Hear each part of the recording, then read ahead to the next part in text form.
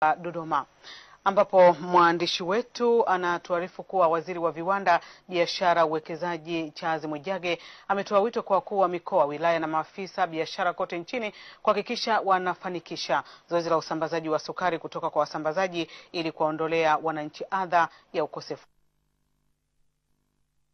Uwezeshaji amesema hadi sasa kuna tasa moja za sukari nchini ambazo zinatosheleza kwa matumizi katika kipindi cha zaidi ya mwezi mmoja. Mwandishi wetu Grace Kingalame ndio mwenye taarifa kamili kutoka bungeni Dodoma.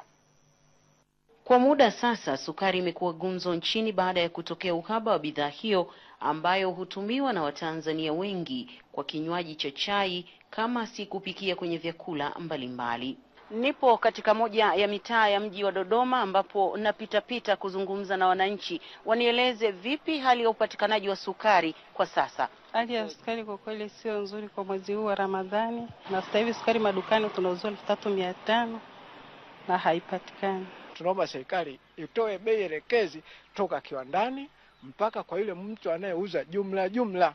Hata huyo ambaye anauza kwa kuwauzia maduka ya rejareja madogo atajua kwamba kila mtu atajua kwamba bei hii ndio rasmi. Wafanyabiashara wa rejareja je, nao wamekutana na adha ya kukosa sukari kutoka kwa wauzaji wa jumla au wanaipata kwa tabu, hali inayopelekea bei kuwa juu? Sina bidhaa sukari kutokana ilipanda bei sana.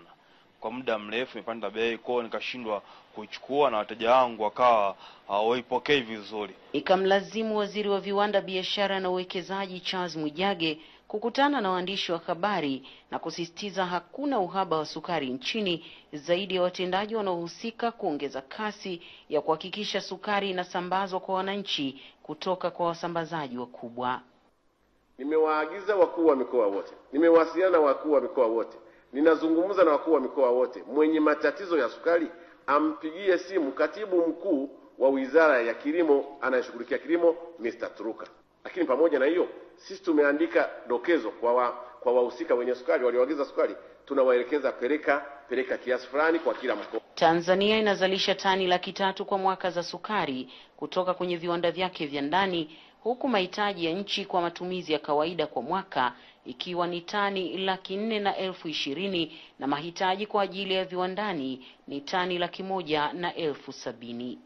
Kitendawili cha sukari kikiwa bado hakijapatiwa jibu la uhakika, huku serikali ikitoa wito kwa wafanya biashara wakubwa kuitoa sukari katika maghala yao ili iweze kuwafikia wananchi kwa bei rahisi zaidi. Na mpaka sasa inaelezwa kwamba sukari inauzwa kati ya shilingi 3,000 mpaka shilingi 5,000. Nikiripoti kutoka Dodoma, naitwa Grace Kingalame wa TBC.